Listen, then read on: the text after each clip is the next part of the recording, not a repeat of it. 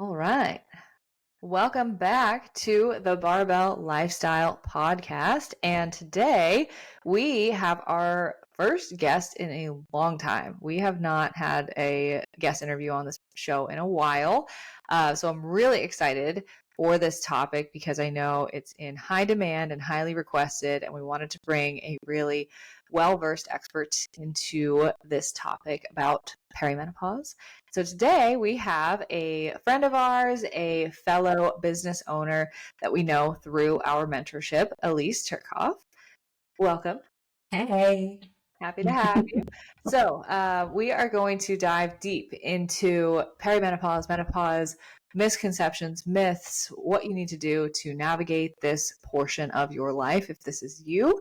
But before we go just straight down into the weeds, I do want to give our audience just a brief background on you, Elise, because you obviously have a history with your own fitness journey, your own health, and then also how you got into helping women in this period of their life. So let's start with you. Like, what was kind of the fitness journey story for you as you got started with all this? No one's ever asked me my own journey, so thanks for asking. Thanks for having me, and I'm so flattered that I'm the first guest that you've had on in a while because now the pressure is totally on.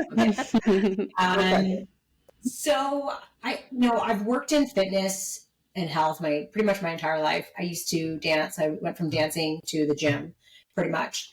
And I'd say for my own journey, I always mirrored whatever stage in life I was at to kind of navigate it. So, I went through 3 pregnancies. Obviously, during that time, I was really into pre and postnatal fitness and understanding how to train women properly in pregnancy for delivery and recovery. And so I spent 7 years doing that, really kind of in that category of training. And then as I got a little bit older and started to kind of see what was out there, I tried to stick to more of traditional training and nutrition, but I feel like this market found me, to be honest, because that's the kind of phase I'm in. And I've always been a trailblazer in that regard, where something I don't agree with, I'm like, there's got to be a better way to do this. And I saw that, the generation ahead of me just really struggled and really suffered, and there wasn't a lot of information out there. And I thought, I'm not going to let that happen to me. And so I just kind of started, kind of diving into this dark web of hormones. And I got really into hormones. I'd say the catalyst for that was when my youngest son was diagnosed with type 1 diabetes. So that was back in 2015. Yep, 2015. And so he was only 2 at the time. And so I had to learn blood sugar management, insulin, cortisol, all the hormones very, very quickly. And so things just started to make sense to me. And then I naturally, organically took that into more of the functional side with clients. And then lo and behold, here I am now, really knee deep in perimenopause and all things hormones. Yeah, I love that. And it's really cool how, true passions always really do come out of necessity and just the seasons of life that you're in, rather than kind of a backwards approach of I want to get into fitness coaching. Let me learn this stuff. No, it's truly from real life experience, which is what makes it so grounding to be able to learn from you, and I'm sure your clients working with you as well. So awesome. So just for context, I know you said this is the season of life that you're in. So how old are you now, Elise? I'm 45. No, it doesn't look it. Definitely not. I'm 45. In fact, it's funny because I had someone call me out on it, saying what the hell do you know at age 30 about menopause and all this stuff? And I was like, oh, that's so sweet of you. Thank you. But no, I am definitely in the thrones of perimenopause. Periods are irregular. Hormones are crazy. And I'm still able to do a lot of things really, really well and be really lean and strong. And so that's kind of what we do at FFWE is we help women really live unapologetically throughout this transition in life. I love that. So cool. Well, let's get into, actually I have one more question I want to ask you. And because you were no one really asked me about my journey. So I'm going to guess that no one's asked you this either, but what was like the start of perimenopause like for you? Like, how did that start to affect you, and how do you feel you've navigated it up to this point? Oh, wow. That is a really good question, Marissa. Thank you. I think for me, hormonally, I always struggled with hormonal acne, like cystic acne, and the late luteal phase, so in your cycle, that last half, so from ovulation onwards, of what we call just like pure hell. I lived in this late luteal hell of like 14 days of awfulness for for a really long time, like really in my mid 30s, I'd say is when it started. And I was working with a naturopath at the time, and I just everything felt like a Band-Aid. And then as I started doing a little bit more of my own research and trying to really understand what was going on, I was like, I can fix this if I understand what the problem is instead of having to put Band-Aids on it. And so what I realized was that I was struggling with estrogen dominance. And that's not something I've actually talked a lot about. I did talk a little bit on like years ago, I might have talked about this, but and how that came to be, I don't know. But I'd say that was kind of like the very first sign of things. And that can be when either estrogen is high relative to progesterone or progesterone is low. And that could be because we're not producing enough progesterone, or there's too much estrogen that's not being like transported out of the body. And that's what happened. And I remember thinking, if I can like fix my skin and like heal myself, then I'm going to be on something really strong and I can help a lot of people. And so that I'd say is like the first sign for me. And also like emotion. So I would say that anxiety and depression towards that late half. That's probably one of the most common symptoms that women come to me after they've gone to their doctor and their doctors put them on antidepressant. So I'd say that's probably the first one for me. Yeah. How do you feel you're navigating now at 45 and with all the knowledge you have? I think I'm rocking it. I really do. Like, I think it makes sense. Like I feel better now at 45 than I have ever in my life. And I'm probably leaner now than I've ever been in my life. So, and with ease. So like, I feel like as I've gotten older, I've gotten a lot smarter. And that's the way it goes, right? Yeah, that is the way it goes. You know what? There's something beautiful about being in your 40s where you really stop caring about a lot of things.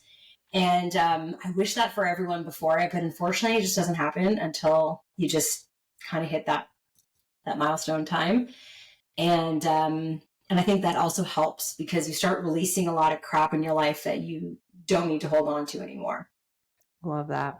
Love that. Looking forward to that. Cool. Well, let's get into perimenopause then. So I know, Christina, you've been itching at this podcast interview, so I'm going to let you ask the first question. Well, I would just like to hear your take because I feel like Marissa and I are a little bit younger. I'm not that much younger. But I feel like we've been kind of taught like, oh, this is something you experience when you're like older. But from our experience with clients and like we have been seeing perimenopause happen earlier and earlier and earlier for the population. So I'd love to hear your intake or I guess your thoughts on that. Yeah, that's a really good question. I have women coming to me at 50 saying they're not in perimenopause and I'm like, yeah, you are. So let's back up. The term perimenopause, there's no like diagnosis for it. It's not like once you hit a number or once you hit a stage or once you hit a hormonal panel thing, you are in perimenopause. It is a transition period until you stop getting a period for 1 year, in which case you're in menopause. And the average age of that is 52. And then the average age of being, or the average amount of time that we stay in perimenopause is about 10 years. So you figure based on that math that most women are hitting it in their early 40s. However, when you get your first period can also affect when you get your last period. And so we're seeing that over time, girls are getting their periods younger and women are entering this phase a lot earlier. We have a lot of women in late 30s that are in full-blown perimenopause. We have women I just spoke to a woman this week. I think she's 44 in full blown menopause naturally. So it's not, it doesn't discriminate, I would say, against women in their late 30s. And then we also have some women who are medically induced menopause too. That's so common, right? So not common, but it's something that we're seeing more and more of. So it does kind of hit on a general population that's getting wider and wider. I have a woman she's 61 now, and she didn't like start menopause until she was 60. So it's pretty, and she's got a period. So like, it's still pretty late for her. The give or take, I would say late 30s, early 40s is when it's probably going to start. It doesn't mean it's going to be bad, and it doesn't mean you're even going to notice it. But that's typically when it starts. Yeah. How would you, curious, like how would you differentiate somebody who comes to you who's like 38, 39, slew of symptoms, not feeling their best, body fat gain, all the things.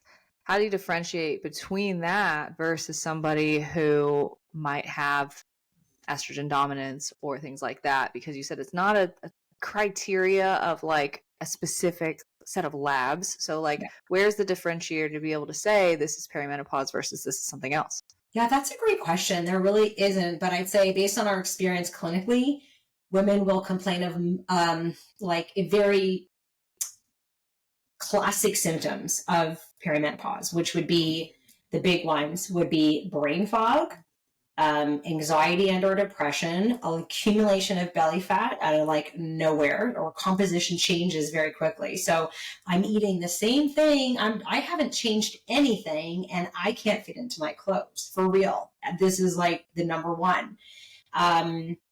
Really sudden drop in libido, anxiousness at night. So like not sleeping well, not being able to fall asleep, or getting up in the middle of the night and staying up between 1 to 3 a.m. is typically that like typical perimenopause symptom.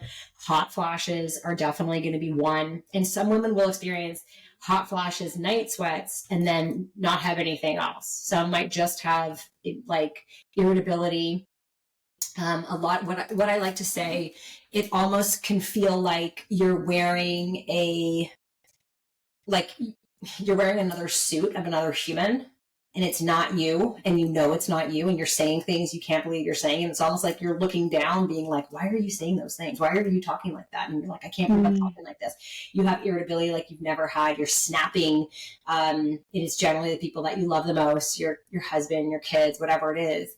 And then women feel super bad about that, and it's confusing, and a lot of overwhelm, and this feeling of just like despair, like there's no hope for me. So I'd say that would be the difference versus someone who's like struggling hormonally with, let's say, acne or like 1 or 2 symptoms. That's a little bit more off to the side, if that makes sense. Yeah. Well, that list was very specific and pointed, so I can see how it would be easier for you to pick that out of the haystack. Yeah, and then as a provider, I could easily see, oh, you're just depressed or you're just anxious. Here's this. You're fine. Yeah, I can't tell you how many women come to us because their doctors have put them on or wanted them to be on antidepressants, and they're just like, I don't think that's it. Like I don't think that's it.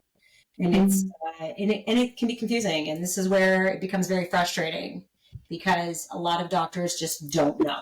And so the solution is antidepressants and birth control for everything.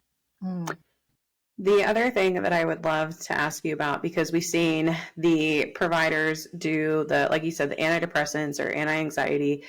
You said the medically induced menopause. The other thing that I've seen a huge intake or like influx of is the partial or full hysterectomies. Yeah. I would love to hear your opinion on this. It's such a dark web. And I have my personal thoughts on it, but I haven't personally suffered in it. So it's hard for me to judge someone who's had a hysterectomy or a partial hysterectomy, because a lot of times women will say, like I spoke to someone and I'm like, well, why did you have a hysterectomy? And she's like, I had a prolapsed uterus after my second. And I'm like, okay, like that makes sense. Like I get it. And then we have others that are like, I just couldn't stop bleeding for 40 days and it got so bad. And so my doctor removed my uterus and took away my ovaries. And many times it's like they didn't know the right questions to ask. And many times, and I say this often, but we trust our doctors as we should. And we've seen them maybe when we were young females and we wanted birth control throughout our pregnancies, after pregnancy. And then in this transition, we're like, now what do I do? I can't stop bleeding, or I have really heavy bleeds. And by the way, this is also part of perimenopause as well. And if you're in the functional space, if you were on birth control and you're coming off birth control, your periods are going to be irregular. You might have really heavy bleeds. So we have, it comes down to, I would say, quality of life and knowing the best that you, given the best, like doing the best you can with the information you're given at the time. So at the time, a lot of these women were just told this was the solution and here's what we're going to do. Not many women know how to advocate for themselves, and not many women know that there are other options. But again, I've never personally struggled in some of these situations where women have gone through these surgeries. I think it's too easily given. I think that there's a lot of women that we see that were like, they took out your uterus and they didn't even tell you that you could do this, this, and this, or that you're going to, they take out the uterus and they're like, yeah, and you're going to be in menopause and you might get hot. Like, that's what the doctors are saying. And it's like, when you go through medically induced menopause, it's very different than when you go through it naturally. Your cells do not have a chance to really adapt and transition the way they would naturally with hormonal declines over time. So it's not to be taken lightly. It's an organ. It's like, we see the same thing with gallbladders, right? Just like removing the gallbladder and stay away from fat and you're going to be fine. It's like, absolutely not. There's so much more to it than that. So I think it's very much in line with the same mentality of like a Band-Aid. Oh, we need to do surgery. Oh, take this pill, go on birth control. I mean, I'd say about half the women we see are on birth control. And I always ask the same question: why are you on birth control? And if they tell me to control birth, I'm like, cool, I get it. But if they're like, well, because my doctor, I was having irregular bleeds and I was doing this, so we're giving you synthetic hormones that are it just doesn't make sense. So I'm mixed on it. Most of the time we don't have women coming to us that are like, my doctor wants to take out my uterus. We did once and she did great. And she was like, I don't want this. But sometimes women are in a state of crisis and their quality of life is terrible. And they say it's the best thing they've ever done. So it's a little mixed. Yeah. I mean, it's individual, like anything else, right? It's like, for some people, maybe that is a really great solution, but maybe for the majority of people that you're seeing, it's something that maybe they weren't fully informed on going in with their eyes wide open.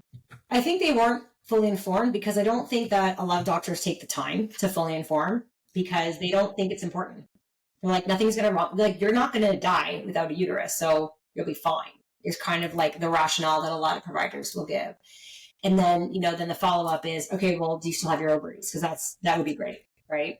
So it is hard. It's a very personal decision. I mean, if someone came to us, we would want to try to find out where the root cause is and see what other options are. So I would say, get to know your options, advocate for yourself is always my number one. Yeah. Yeah. Definitely. Because I feel like, too, when I can empathize with the doctor on the sense of, you see so many patients, you probably get numb to this stuff. Like, that's probably just what it is. You probably just get numb to it.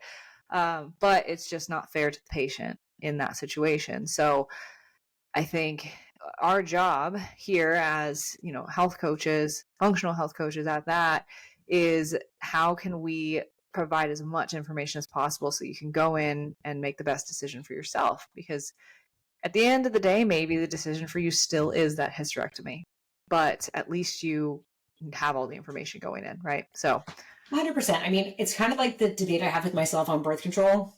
I have a 16-year-old daughter, and I've always said, I don't want her ever taking birth control, but I also don't want her to be a teen mom. So this is like the devil you know, the devil you don't, like the lesser of two evils. And I do think it's a personal decision, but educating yourself and, like I said, advocating for yourself. Because there's, if you make the choice to go on birth control and, there's a lot you can do to support that. And there's a lot you can do to support coming off of it as well. And again, best reason to be on birth control is to control birth. So yeah, definitely. Okay. Well, then here bridge this gap for us then, because we have all these symptoms that you just listed out, and we probably have a lot of people in their late 30s, early 40s, mid 40s, 50s going, oh my God, she just literally described my life.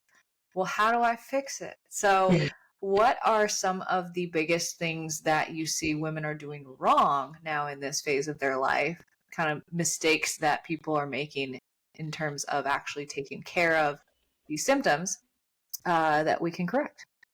Yeah, great question.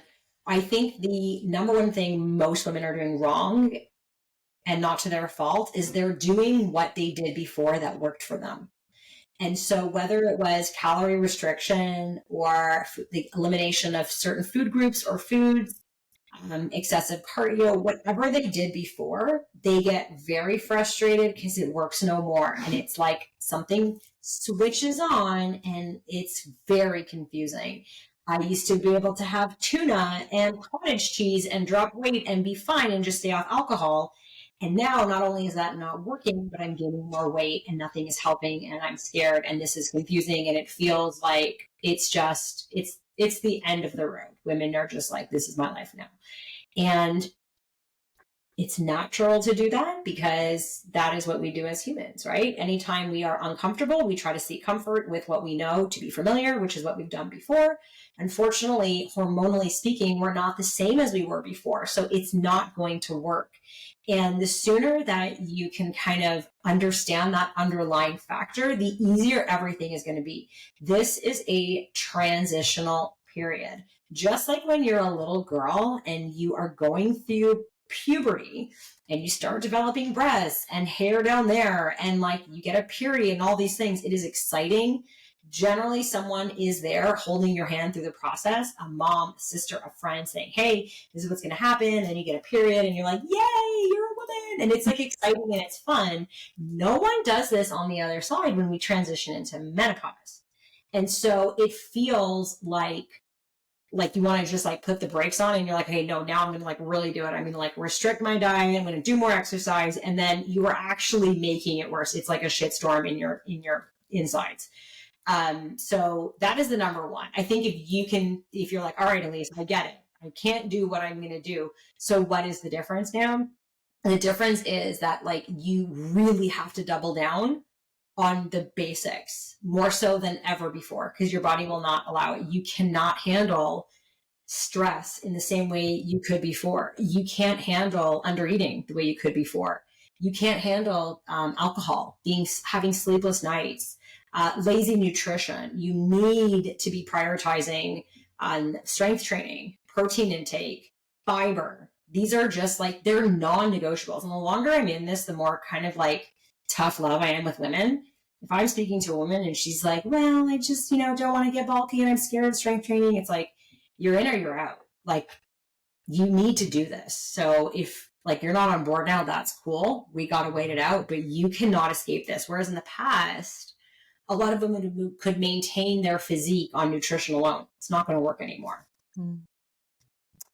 I love that. It really is just the basics. And I think it's interesting because it's a very similar narrative to even like just people who are yo-yo dieters in general, of like you've done restrictive diet after restrictive diet, and the way that you actually get out of that is by changing those lifestyle habits and being all in on the fact that this is a permanent change that I'm going to make. And that's, it almost sounds too simple, right? Yeah, it's so simple. Yeah, but it is. Yeah. Yeah, but I think the way that you put it, it's the gravity of it that makes it different. And that's what I've learned through not my own experience, as you can obviously tell, but working with a good handful of women in this period of their life, is that it's just that much more important to strength train, to really have a nutrient dense diet, and all of that. So the way you put that, you said, you can't handle stress like you did before. You can't handle undereating like you did before. So explain, like, what is it about the kind of tolerance to stress that you're putting on your body that changes from these changes in this time of your life that makes that the case? Yeah, that's a good question. So the first thing that's going to change is progesterone. Progesterone is your first hormone that will start to drop.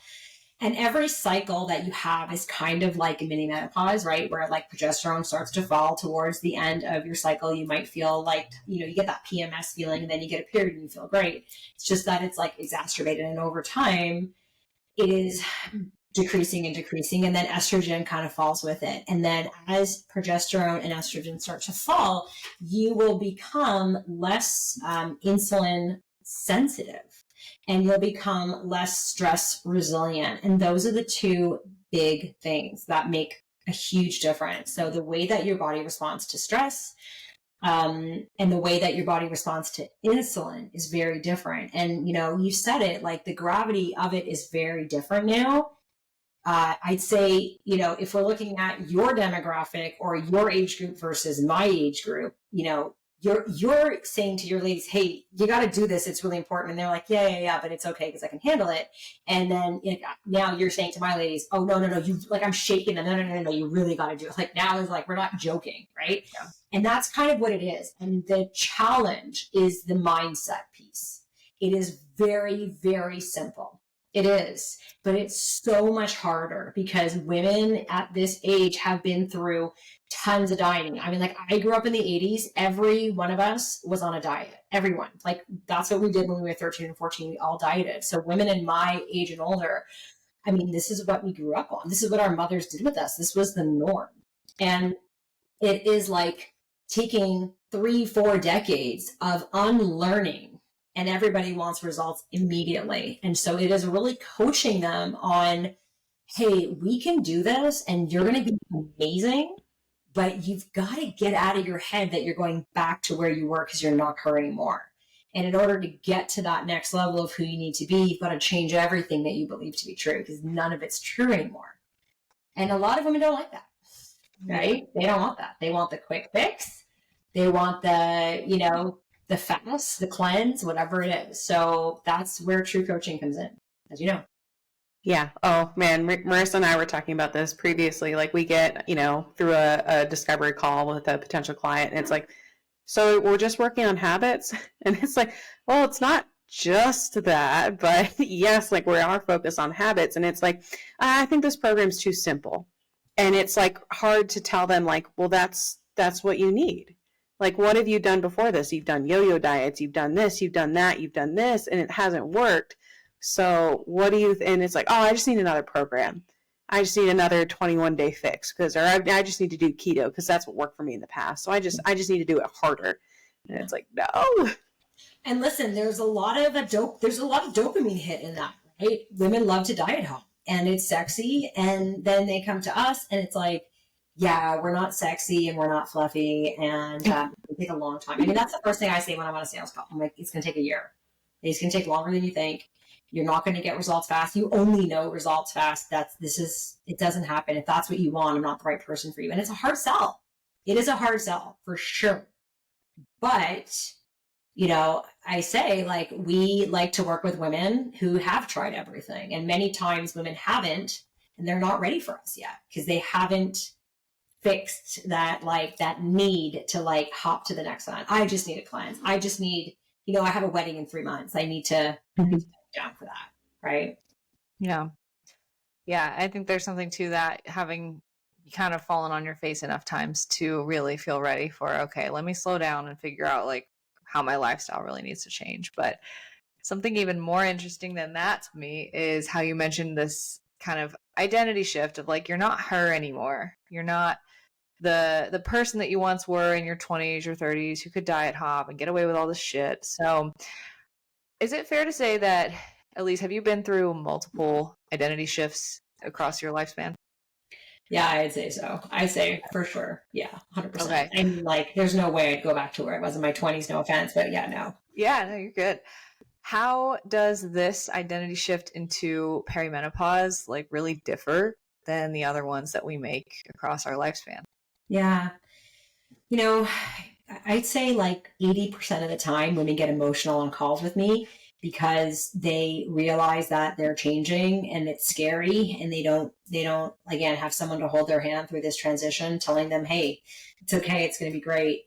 I think what's different is that the big one would be going from vanity to mobility for your why or needs. So we don't have anyone in our community who wants to be their smallest self.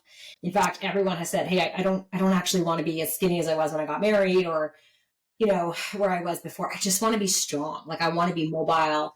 A lot of us, we're like the sandwich generation. Our kids are getting older, our parents are getting older, and we're taking care of both. You know, a lot of us are seeing our parents age, and clients will say, my parents are not mobile. And they're young, like they're 70. They're not like 90. And they're like, I don't want that for me. I say, I'm vain. Okay. Like, I'm vain. I want to look good. I want to be badass. I want to be hot, but I also want to wipe my butt when I'm 90 by myself. So I think that's like the big shift, is that you kind of are like, yeah, I kind of see the other side. I know what it looks like. I have friends who cannot get up off the floor. They have back pain. They have mobility issues, and they're fit, like they're 50. This is not what I would think we would be like at 50. So I think that is a huge identity shift, where we're like, I'm really breaking up with that person I was. I'm not going to go back to, I'm not going to chase her, but I don't know her yet on the other side. And so I've got to change everything. My boundaries that I set in my life with my relationships. I might have to get out of relationships. It's the way I talk to myself. It's the way what I believe to be true, that's not. And it is scary and it is overwhelming. But I mean, that's why we're here, right? We're here to transition and help support. And that's what we do. Our ladies leave us a very different person, as I'm sure your clients do too. And that's how we know we can guarantee success. You're not going to go back to being that person doing those habits if you don't believe those habits to be true anymore. Yeah, you can't.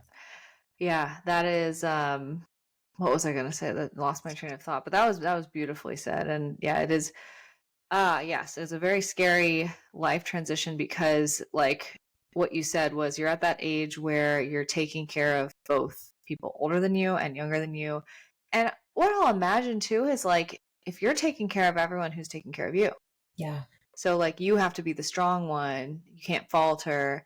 And there's no one holding your hand through this transition, because you're supposed to have it all together, is what I'm. Yeah. And, you know, a lot of women have self-sacrifice for their kids. Yeah. And they're like, I'll take care of myself when my kids are older. And now their kids are older and they're taking care of their parents. And they're just like, either they're like, they put their foot down and they're like, no, I need to do this. I like, my life and everyone else's life depends on it. Or they say, like, forget it. This is my life, and I'm just going to kind of go on this same trajectory. And that's why, like, that readiness factor needs to be there. But a lot of it is misinformation. A lot of women will say, like, this is what it's like to, like, that's what my doctor told me. This is normal. I'm going to, like, gain weight and, like, be hot my whole life, and I'll be fine. And that was like, that's it. So, yeah. Yeah, that's definitely sounds like a really big turning point of, okay, well, it's now or never, essentially. Like, I either accept that this is my reality for the rest of my life, or I could do something about it, and it takes massive change. But that change is also very, very scary to approach, because it's a whole lifestyle. It is. And you know what? Like, I got to say that, like, it is very scary, but on the other side of it, it is amazing. Like, I tell women, like, especially, I have a lot of women that come to me, they just turned 50, or they're about to turn 50, and it's a big milestone. They're like, oh God, my 50s. And I'm like, you've got so much hotness left in your 50s. It's unreal. And women are like the most sexual and the most, like, they're like on fire. You know, it's like their kids are older. They've gotten their independence back. They have time.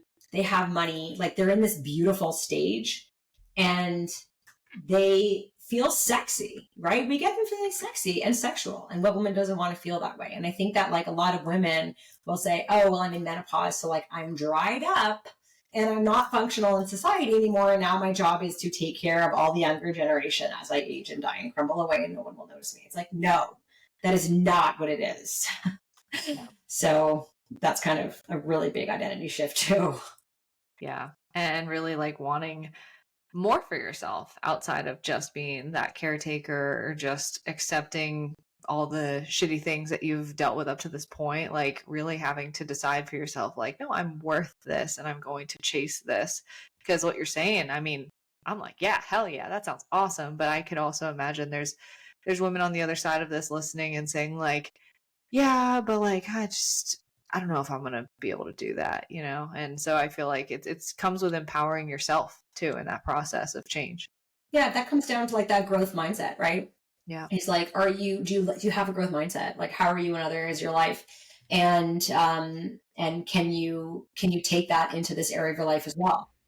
And there's a lot of women that feel victimized by their hormones, by their bodies, by society, by their doctors. And this is why we say, like, you've got to advocate for yourself and stand up for yourself. And I mean, like, I always thought that, like, my brother and I've got two brothers. My older brother is like, he just turned 49. So we're joking like, oh my God, he got one more year to 50s. And we were like, remember when mom and dad were 50? They were so old. And like, just, it's just like weird. And it's just not like that anymore. But I remember being like, yeah, this is where, you just stop wearing a bra and you wear like high pants and skirts and like, soft shoes. And then it's like, yeah, no one actually does that. And everyone's like really sexy and like badass. And you can just continue on. I don't want to like take light to it. It's not like this stuff doesn't suck. But there's a lot of good on the other side. And that's one of the messages I try to give to people as well. It's like, this is an exciting transformation. This transition doesn't have to be only negative. You just have to understand it and be educated without the overwhelm. And there's so much overwhelm there. And there's a lot of things on social media. This is a demographic that is being attacked and is just like, there's so much thrown at them because there's so much desperation. So you've got to do your research for sure. Marissa and I were just talking about that on the previous episode that we recorded. And I mean, we were saying it's like, okay, if you are diagnosed with like hypothyroidism or PCOS or something, and like how different of an experience you can have with your provider is like, oh yeah, it's now going to be hard for you to lose weight. Or it is, we have had clients who are in perimenopause and their providers will say, yeah, you need to do an hour of cardio a day just to maintain your weight. And then you'll need to do 2 hours of cardio if you want to lose weight. Like that was literally verbatim in their patient portal.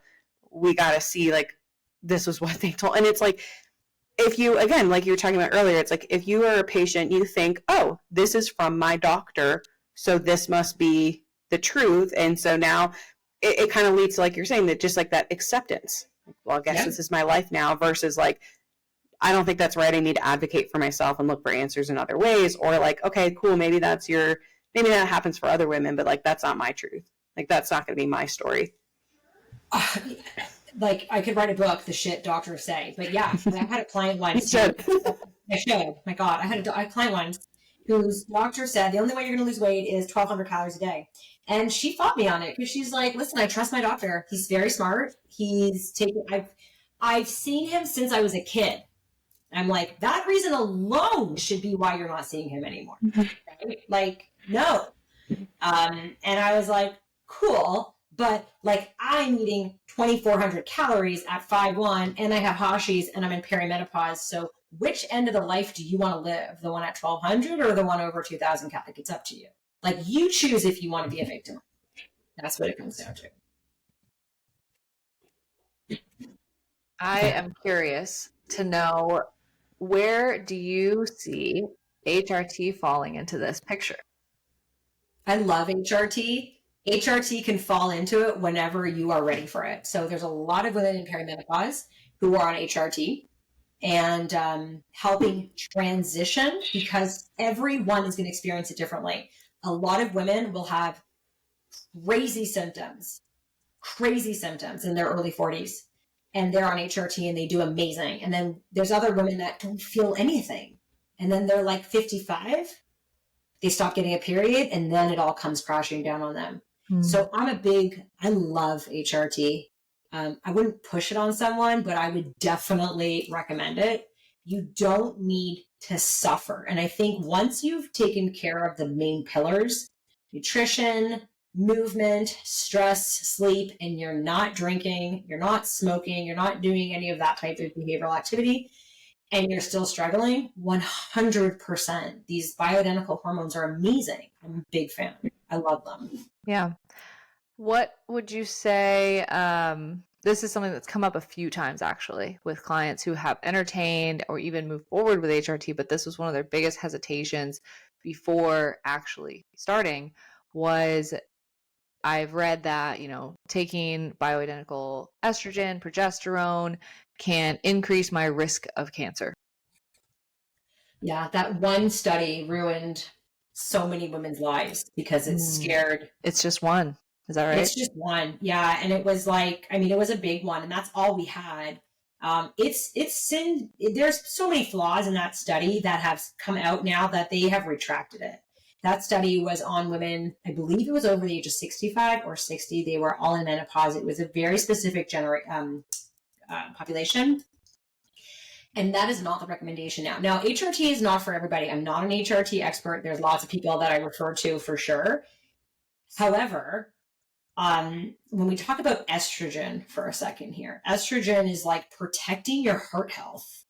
So when women stop producing estrogen, they become at a higher risk of cardiovascular diseases and dying from them.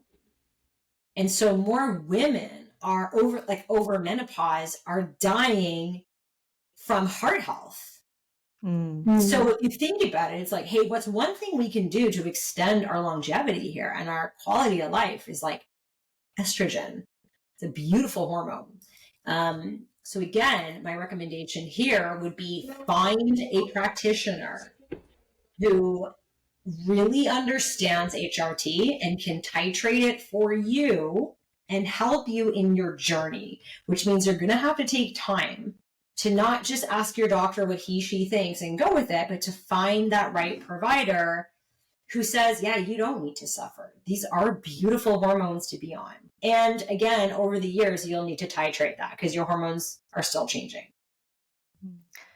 How do you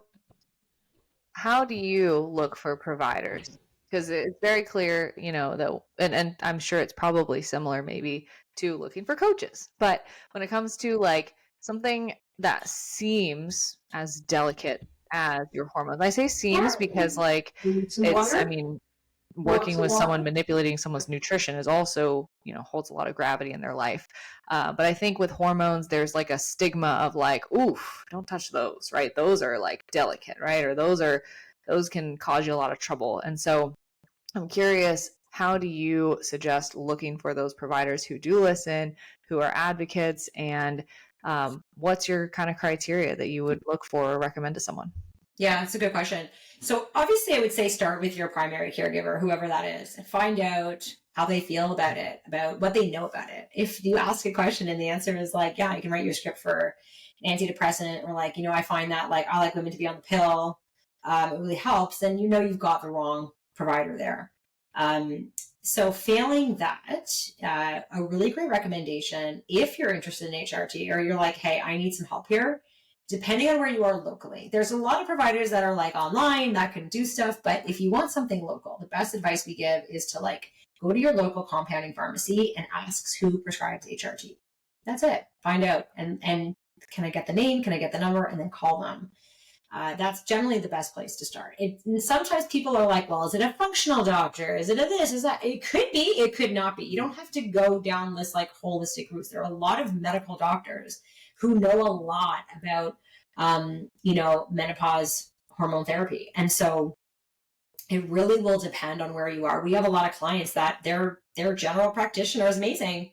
And they're like, yeah, great. And then there's different types of HRT, which can get really confusing. And so, a doctor might say, yeah, I like want to put you on testosterone. We're going to do pellets. And it's like, well, pellets isn't so great. We don't like that. It's like, oh, well, it's fine because that's all the knowledge they have. Right. So again, I would do your research, but don't do too much research because women like to just get all the knowledge before they make a decision. And sometimes we get into like analysis paralysis where we come right back full circle to like, well, I'm just confused. I don't get it. This feels too, I don't want anyone touching my hormones. I don't want anyone doing this. I'm just going to do nothing. And so that's not helpful either. So, definitely if you're like on Instagram and you're following someone, like kind of get to know them a little bit, like find out what it is that they're pushing, try to get educated in that. And then again, locally go to your compound pharmacy. It's going to be that number one spot. Elise, I would love to hear your thoughts. We're talking about like kind of supplementing with hormones, right? I would love to hear your thoughts on someone who hasn't done the basics. They're still stressing, they're still trying to diet, and then they go that route, and kind of what the outcomes are there.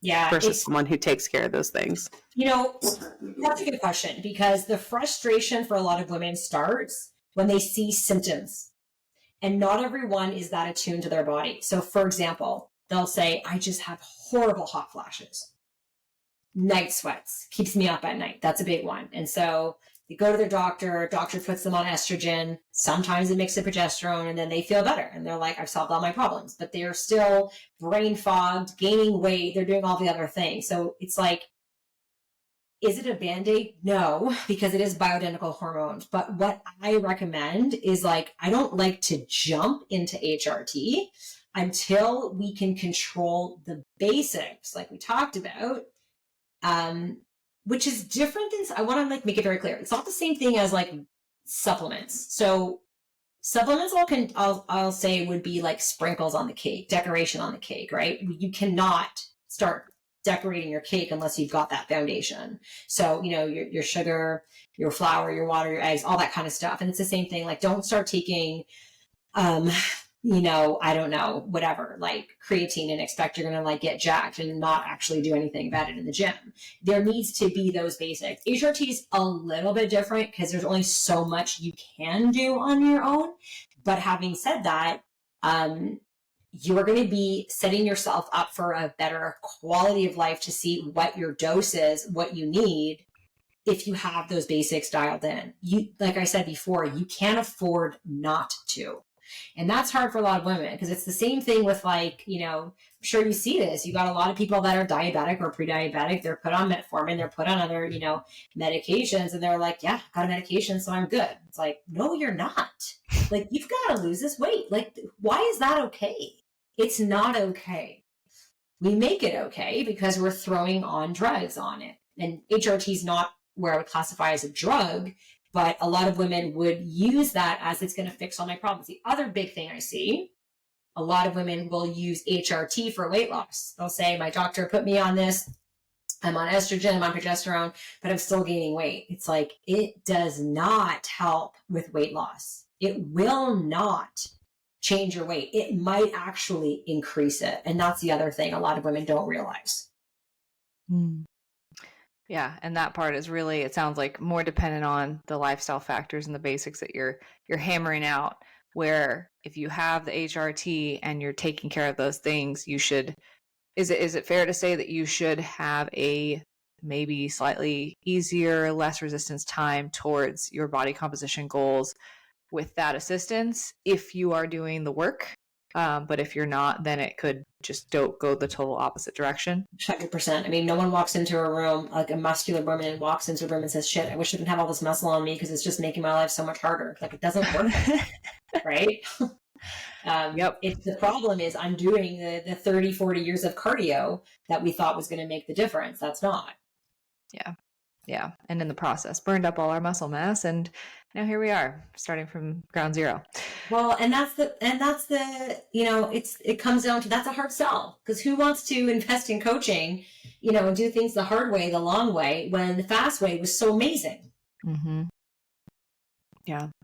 But I mean, hey, your clients a year, 2 years in can say differently, right? For their life. 100%. Yeah. Ultimately, I think it really comes down to just empowering these women to have the education, right? Because they actually understand their bodies. They actually understand nutrition. They're not just victim to the stuff that's thrown on them online. And like you said, this is a market that's being preyed on. And I mean, you hear it, we're in the business space, right? We're literally talking about marketing and sales. And it is not uncommon to hear, like, I want to go after the menopause market because they have money and they're desperate. Yeah. It's like, God, like, and then people who don't actually know what they're doing chasing that because they think that's where the money is. Like, it's very frustrating. I have a lot of colleagues that do that, and like, I mean, I get it. We all want to grow our businesses. Marketing is very strong. I'm very polarizing on Instagram for sure. There's a lot of young women that are like, oh yeah, I'm gonna, like, definitely, like, this is the market. They have more money. They are very much in pain. And it's a shame because I do get a lot of women saying I worked with a coach before and I had a horrible experience because they had no idea what they were talking about. And, it is really hard. And I'm sure it is for you in all our own markets. It's like, I wouldn't pretend to be an expert in a field I didn't know. And there is that relatability that I think it's missing. But the other thing is that there are some women coming to us with too much, like they know too much. Like they are like, and I do this and I do this. And I'm like, you're doing too much. Like we got to start from the beginning because, they're like, and I'm on this and I'm on this and I'm on this and I'm on this and I'm not perfect. It's like, okay. Right. So it's like we needed that coaching in the 20s and 30s to kind of help get us away from where we are now. So it is a very preyed upon market. It is a very pained market, but I do think women are getting smarter. I think that they are figuring it out. Doctors are, thank God, starting to figure it out. I think in another 10 years is going to be very different than it is right now. Yeah, absolutely. And I think too, the thing that I'm even just like looking across our screen right now, and what I like about the three of us sitting here is that we're each marketing to a group of people that we're actually living the experience of. So typically I market to millennials at this point. And Christina, you're very pre and postnatal heavy right now. Go figure. And then very pregnant. obviously, Elise, we talked this whole episode about your market. So I think there's something to be said about like, listen, I might not know everything. I don't think any of us know everything, but at least we're going through it and we're doing our best because it's actually something that hits close to home versus, chasing the dollar sign or the shiny thing of the moment. So yeah, 100%. And I think that many times I have women coming to me and saying, well, I'm not in perimenopause. Can I still work with you? Like I'm 25. And before it was like, yeah, for sure. And now it is like a hard no. It is a hard no. I don't know that market. I can't relate to that market. I don't get them results. So you can have them. I will send them all to you. great. Yeah. It's just not my strength. 100%. Yeah, I love that. I love the authenticity in that too. I'm out of questions. Do you have any more, Christina? No. I feel like I could continue to ask. I just love listening to this because it's like you were saying, Marissa, and I'm sorry, my son's in the background. That's why I've been muted for a little while. But it's just something that, I feel like you kind of market to who you could help, a couple years back from where you were. And so the older that I've gotten, the older, like some of our clientele has been. So this has started to come up more and more and more, and something that I've been like very, very interested in. So I feel like I could keep going down the rabbit hole, but for now, I feel like this is a really, really good start. So we'll probably have to have you back on soon. Yeah, for sure. Awesome, guys. Well, Elise, where can people find you on socials? Yeah, so Functionally Fit with Elise is my handle on both Instagram and Facebook. You can find me there, shoot me a message, say hello, let me know if you listen to this, what you think, and if you need any help, just shoot me a DM, I'll connect you. Yeah, I highly, highly recommend following her on Instagram. She's great. She's very hilarious. Thank you. I try to be real. Honestly, I think like when I ask people like, why did you, they're just like, yeah, you're just like, I'm so not fake that it's like, it's stupid. I just can't be. I don't know how to use filters. I sound so old when I say that, but I don't know how to use them properly. So I just don't. And I make fun of myself a lot. It's a lot of fun. Yeah. So highly recommend that follow, guys. But hopefully you enjoyed this episode. You can find Marissa and I on Instagram at Christy Lynn Fit, and Marissa is at Marissa Roy Fitness. Thank you guys for listening, and hopefully we'll see you back next week.